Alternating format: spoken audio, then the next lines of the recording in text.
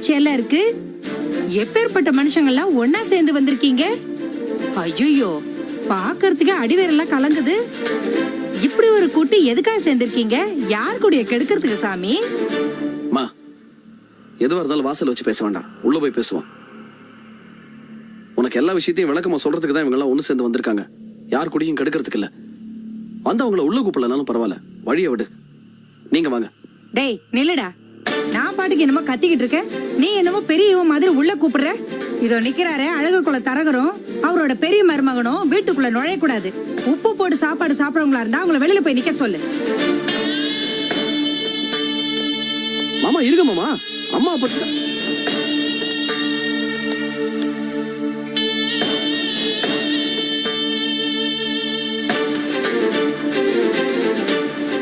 நாகரிகம்ன்றதே கொஞ்சம் கூட கிடையாதாமா? வீடு தேடி வந்தவங்களை எப்படி அவமானப்படுத்துவ? டேய், நான் உன்னை பெத்தவடா. எனக்கு ஒண்ணு நீ மரியாதை கத்து தர வேண்டாம். முதல்ல அம்மா கிட்ட மரியாதையை எப்படி நடந்துக்கணும்னு மாணிக்கத்தை பார்த்து கத்துக்கோ. அம்மா, நீங்க எங்களுக்கு மரியாதை கொடுப்பீங்கன்னு எதிர்பார்த்து நாங்க இங்க வரல. அப்படியே நீங்க கொடுக்காட்டாலும் எங்க மரியாதை ஒன்னும் குறைஞ்சு போயிட போறது இல்லம்மா. நல்லா பேசுற சாமி. அந்த தரகருக்கு சம்பந்தி ஆகிற தகுதி உனக்கு கண்டிப்பா உண்டு. அத பத்தி சொல்லத்தாம நான் இங்க வந்திருக்கேன். நானும் இங்க சம்சாரமும் அழகர் குலத்துக்கு போய் சார பார்க்கும்போது அவர் அடிச்சு சொல்லிட்டாரு, மறுபடியும் இந்த கல்யாணத்தை பத்தி பேசாதீங்க, இது ஒத்து வராது அப்படின்னு தீர்மானமா சொல்லிட்டாரு. நானும் இதுக்கு மேல எதுவும் பேச மாட்டேன்னு சொல்லிட்டு தாமா வந்தேன். ஓஹோ, பின்ன ஏன் ஓம் பண்ணாடி இங்க வரணும்? இந்த விஷயம் எங்களுக்கு யாருக்கும் தெரியாத ஒண்ணுமா. இந்த குழப்பத்துக்கெல்லாம் அந்த முட்டாள் தாமா காரணம். வீட்டுல ரமேஷ் என்னவோ வருத்தப்பட்டு இருக்கான்.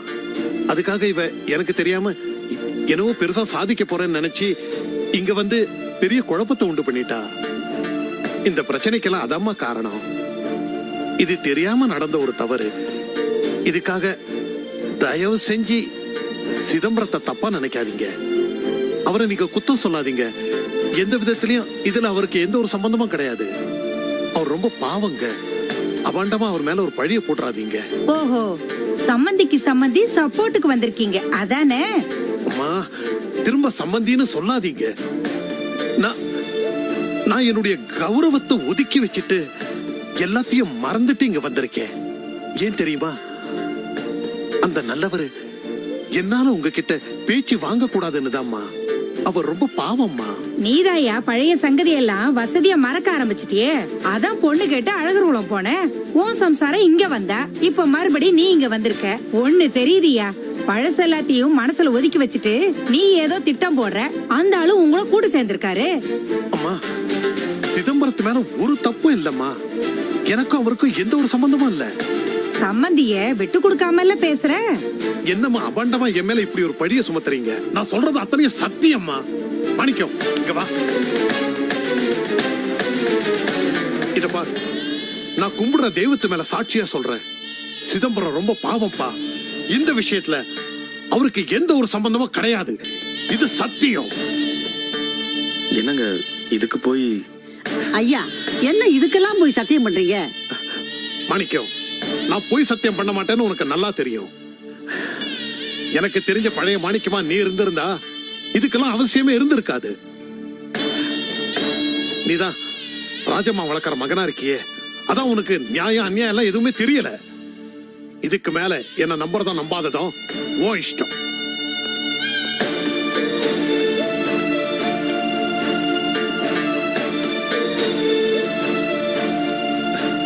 ஐயா, என்னோட பைத்தியக்காரத்தனம் உங்களுக்கு பெரிய சங்கடத்தை கொடுத்துருச்சு. தயவு செஞ்சு என்ன மன்னிச்சிருங்க. பரவாயில்ல. சரி வாங்க போலாம். வேணா நீங்க போங்க, நான் போய்க்கிறேன். ஐயோ வாங்க. இல்லைங்க பரவாயில்ல, நாங்க போய்க்கிறோம், நீங்க கிளம்புங்க.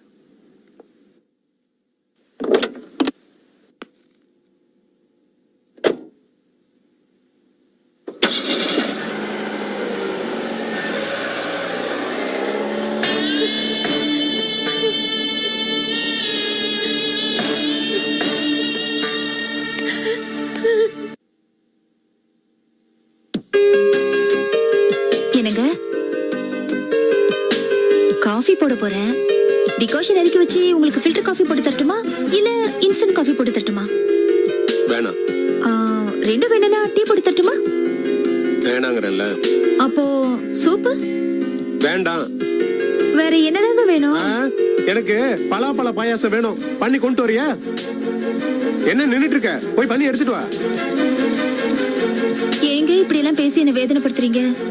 நீங்க ஒண்ணு கேட்டு அதை நான் செஞ்சு கொடுக்கலனா என் மனசு எவ்வளவு வேதனைப்படும் தெரியுமா? அதுவும் இது பலாப்பழ சீசன் வேற இல்ல. இருந்தும் இந்த சமயத்துல போய் கேக்குறீங்களே. ஓஹோ, அப்ப பலாப்பழம் இருந்தா பாயாசம் பண்ணி கொண்டு வந்துருவேன். கண்டிப்பா பண்ணி கொடுத்துருப்பேங்க. நீங்க கேட்டு நான் பண்ணலனா அப்புறம் நான் என்னங்க பொண்டாட்டி? ஏய் வாய மூடு. நீ பேசுறது உனக்கே ஜாஸ்தியா பண்ணலையா? குழந்தைகிட்ட என்னன்னா என்ன காமிச்சு பேசுற, டாக்டர்கிட்ட என்ன பத்தி ஆகா ஓகன்னு அளந்து விடுற. இந்த டிராமாவில பேசுற மாதிரி எல்லாம் பேசாத. உன் மனசுல என்னதான் நினைச்சிட்டு இருக்க? ஏங்க நான் உங்களை பத்தி உயர்வதானே பேசினேன். அது உங்களுக்கு பிடிக்கலையா? பிடிக்கிறதா? மிளகா அப்படியே தூவி விட்ட மாதிரி எரிச்சல் தான் வருது. நீ பாட்டுக்கு டிராமா போட்டுட்டு இருப்ப, அதை பார்த்து நான் ரசிச்சிட்டு இருக்கணும். நான் என்ன கேன பையல? தெரியுதுல்ல, இயல்பா யதார்த்தமா நடக்கிற விஷயங்கள் எல்லாம் கட்டாயப்படுத்தி பண்ணுன்னு சொன்னா அது சகிக்க முடியாதுன்னு இப்போது புரியுதா? அதெல்லாம் தானா வரணுங்க. வலிய வலிய பண்ணா சகிக்க முடியாதுன்னு உணர்ந்தா சரி.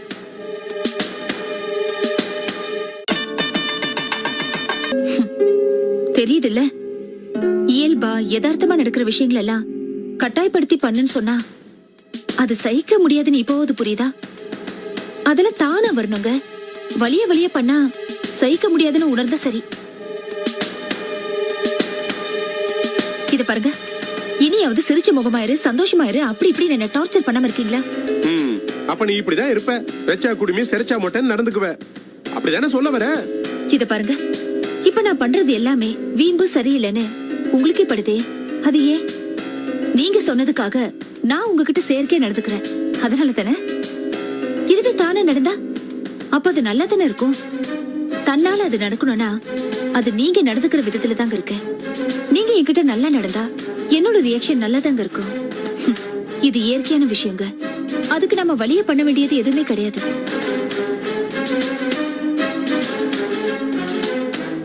இத பாருங்க, நான் சீரியஸா சொல்றேன். உங்களை குறை சொல்றதோ குத்தி காட்டுறதோ எனக்கு கொஞ்சம் கூட எண்ணம் கிடையாது. நானும் ஒரு சராசரி மனுஷிதாங்க. சாதாரணமா எல்லார போலவும் எனக்கும் ஆசைகள் எல்லாம் இருக்கு.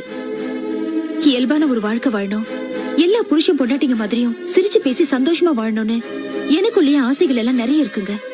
அது நடந்துருச்சுன்னா நம்ம ரெண்டு பேருக்கும் எவ்வளவு நிம்மதியா சந்தோஷமா இருக்கும். ஆனா அது உங்க கையில தாங்க இருக்கு. அதை நீங்க புரிஞ்சுக்கணும். புரிஞ்சுக்க மறுத்தீங்கன்னா கடைசி வரைக்கும் நாம ரெண்டு பேரும் இப்படி நடிச்சுக்கிட்டோம் அடிச்சுக்கிட்டோம் தாங்க வாழ்ந்தாகணும்.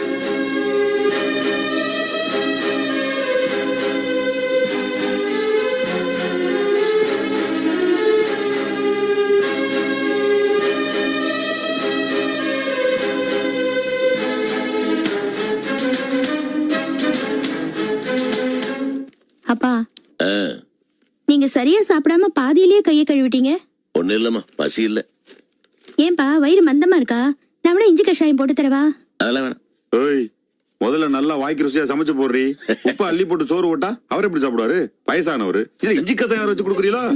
ஆளுகளை வாய்க்கு ருசியா இல்லாம தான் 2 தடவை கேட்டு கேட்டு வாங்கி சாப்பிட்டீங்களாக்கும். ஏய், எனக்கு கள்ளத்தினால் சிரிக்கிற வர முடியும்.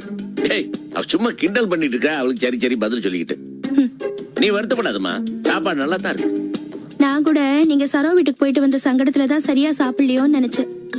முன்னெல்லாம் சரோ வீட்டுக்கு போயிட்டு வந்தாலே ஒரே பயமா இருக்கும், என்னதோ ஏதோன்னுட்டு. ஆனா இப்போ எதை கேட்டாலும் சலிப்பாவே இருக்கு. ஏய், என்ன அறிவுறுத்தனமா பேசிட்டு இருக்க? அவர் கதை கேட்டு நீ பதில் சொல்லிட்டு இருக்கியா? குடும்ப விஷயம் முடி. மாமாட்ட சொல்லி சங்கடப்பட மாட்டாரு? ஏங்க, நான் என்ன சொல்றேங்கிறத புரிஞ்சுக்காம சும்மா சும்மா குதிக்காதீங்க. அந்த வீட்டு ஆளுங்க நடந்துக்கிற விதம் நமக்கு சலிப்பா இருக்குன்னு. அதேதான்டா, அவ சொல்றது சரிதான். எனக்கு அந்த அம்மா பேச்ச கேட்டு கேட்டு சலிப்பு தான் வந்துருச்சு. சரி விடுங்கப்பா, என்னைக்காவது ஒரு நாள் உங்களோட அருமை தெரியாமல போகுது. உடுமா, அந்த அம்மாளுக்கு என் அருமை தெரிஞ்சா என்ன தெரியாட்டி என்ன? 24 மணி நேரமும் கூட இருக்க மருமகளோட அருமை தெரியலேன்னு தான் எனக்கு வருத்தமா இருக்குது. அதுவும் இந்த ஒரு புதுசு புதுசா ஆளுங்களை பிடிச்சு புதுசு புதுசா பிரச்சனை பண்ண ஆரம்பிச்சிருக்காங்க. அடுத்தது புதுசா வேற என்ன பிரச்சனை பண்ண போறாங்களான்னு நான் யோசிச்சுட்டு இருக்கிறேன்.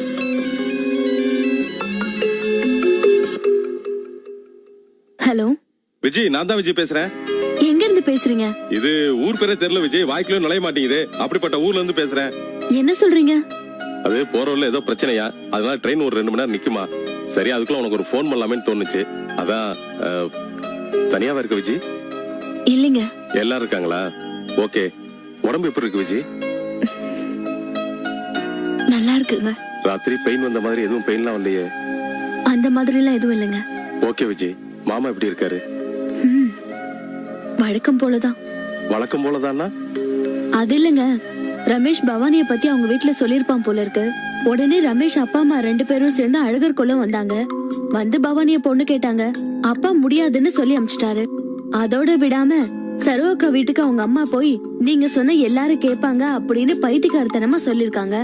உடனே அது பெரிய பிரச்சனை ஆயிடுச்சு. ஐயோ, அப்புறம் என்ன, அப்பாதான் ஏதோ பிளான் பண்ணி செஞ்சிருக்காருன்னு ராஜு அத்தை கத்த ஆரம்பிச்சிட்டாங்க. இதெல்லாம் என்னன்னு சிவசாமி வீட்டுல போய் கேட்கலன்னு அப்பா போனாரு. அவர் நடந்ததையெல்லாம் கேள்விப்பட்டு நீங்களும் வாங்கன்னு சொல்லி சரோக்கா வீட்டுக்கு கூட்டிட்டு போயிருக்காரு. அங்க போய் அப்பா மேல எந்த தப்பும் இல்லைன்னு சொல்லி சிவசாமி விளக்கமா சொல்லிருக்காரு. அதெல்லாம் கேட்காம அப்பாவையும் போஸ் மாமாவையும் வெளியில அனுப்பிச்சிட்டாங்க. விஜய், மாமாட்ட போன கொடு. ஒரு நிமிஷம் இருங்க, குடுக்குறேன். அப்பா, அவர் உங்ககிட்ட பேசணுமா? எங்கிட்டியா? சொல்லுங்க மாப்பிள. மாமா, விஜய் சொன்னதெல்லாம் கேட்டேன் மாமா. நீங்க இதெல்லாம் நினைச்சு மனசு வருத்தப்பட்டு மனசை போட்டு அழட்டிக்க வேணாம் மாமா. அதெல்லாம் ஒண்ணு இல்ல மாப்பிள. இங்க பாருங்க மாமா, என்னை பொறுத்த வரைக்கும் உங்களை யாராவது இப்படி சந்தேகப்பட்டு பேசினாங்கனாக்க அவங்களுக்கு மண்டை கோளாறுன்னு அர்த்தம். அப்படிப்பட்டவங்களை பத்தி நீங்க கவலை பண்ணணும். உங்களுக்கு தெரியாதா மாமா நீங்க எவ்வளவு உண்மையானவர்னு? அது ஒண்ணு போதாதா? வாஸ்து.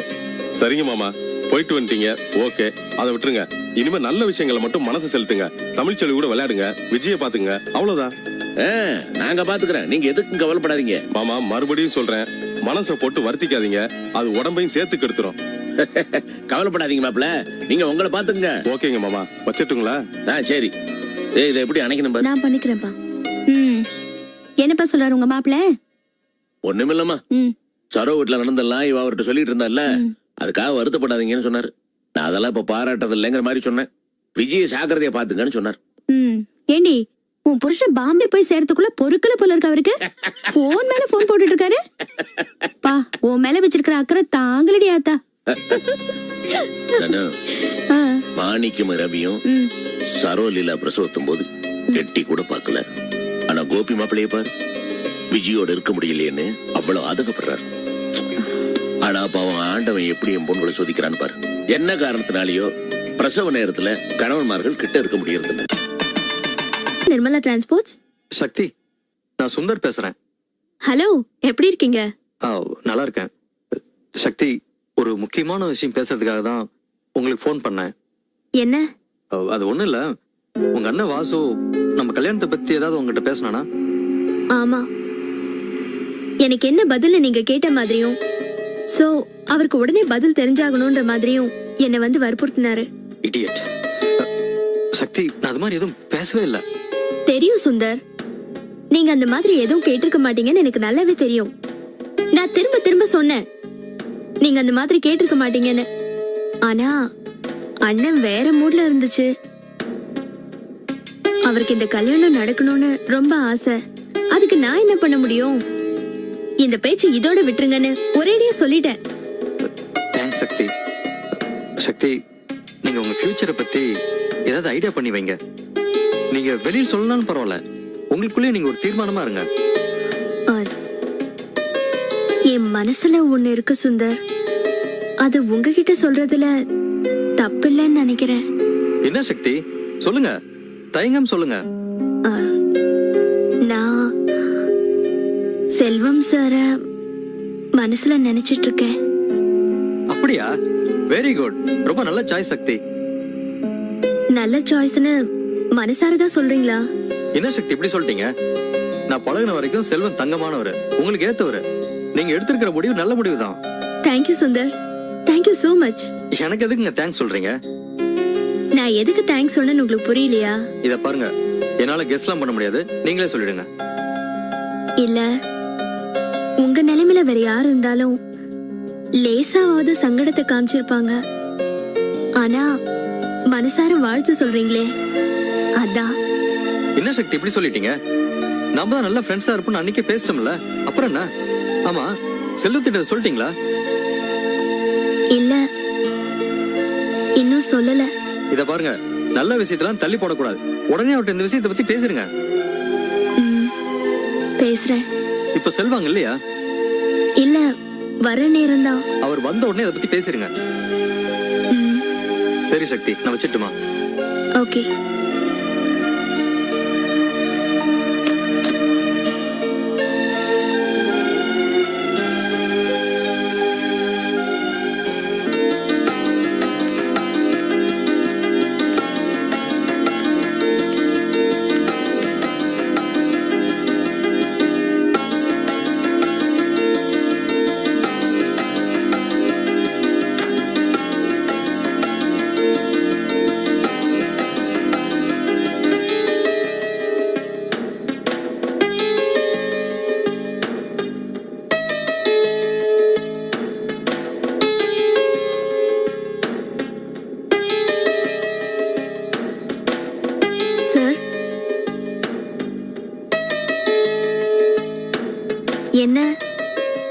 ஒரு மாதிரியா இருக்கீங்க.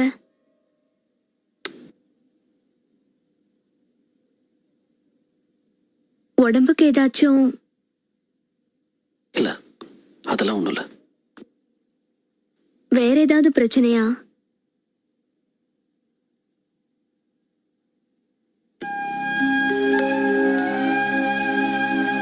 வீட்டுல தான் சக்தி பிரச்சனை. உங்களுக்கு அம்மா பத்தி தெரியும்ல. ரொம்ப தெரியலனாலும் அன்னைக்கு நீங்க வந்தபோது அவங்க பேசுனதை வச்சே ஓரளவுக்கு புரிஞ்சுக்கிட்டு இருப்பீங்கன்னு நினைக்கிறேன்.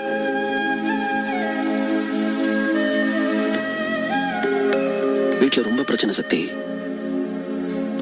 பாவம் சக்தி, எங்க அண்ணி அவங்களை எங்க அம்மா படுத்துற பாடு இருக்க பார்க்கும் போதே மனசுக்கு ரொம்ப கஷ்டமா இருக்கு. ரொம்ப நல்லவங்க எங்க அண்ணி. அவங்க இடத்துல வேற யாராவது இருந்தா போதுண்டா சாமின்னு எல்லாத்தையும் உதறிட்டு என்னைக்கோ ஓடி போயிருப்பாங்க. அவங்க இவ்வளவு தூரம் பொறுமையா இருக்கிறதுனாலதான் இன்னும் எங்க குடும்பம் சிதறாம இருக்கு. என்னவோ எங்க அம்மாவுக்கு இதெல்லாம் புரியவே மாட்டேங்குது சக்தி. எங்க குடும்பத்துக்குள்ள மருமகளா வர்றதுக்கே பா கொடுமையான விஷயம். எந்த ஜென்மத்துல என்ன பாவம் பண்ணாங்களோ தெரியல எங்க அண்ணி. இவ்வளவு நாளா அதை அனுபவிச்சுட்டு இருக்காங்க.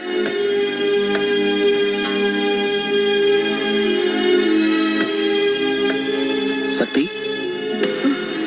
சாரி, நான் ஏதோ என் மனசுல உள்ள வேதனையை கொட்டிக்கிட்டு இருக்கேன். உங்களை இது ரொம்ப டிஸ்டர்ப் பண்ணிடுச்சுன்னு நினைக்கிறேன். இல்ல இல்ல, நீங்க வேதனைப்படுறத பார்த்தா சங்கடமா இருக்கு. அது மனசை போட்டு ரொம்ப அழுத்திக்கிட்டு இருந்துச்சு சக்தி. யார்கிட்டயாவது கொட்டி தீத்துட்டா பரவாயில்லன்னு தோணுச்சு. அந்த நேரம் பார்த்து நீங்களும் விசாரிச்சிங்களா, அதான் உங்ககிட்ட கொட்டிட்டேன். மற்றபடி இது எங்க வீட்டுல ரொம்ப நாளா நடந்துகிட்டு இருக்கிற கதை தான். புதுசா சொல்லி புலம்புறதுக்கு ஒண்ணும் இல்ல.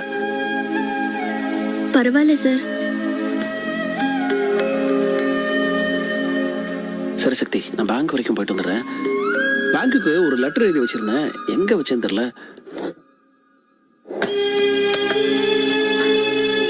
ஒரு பிரவுன் கவர்ல எழுதி வச்சிருந்தேன். ஏதோ பட்டுமா?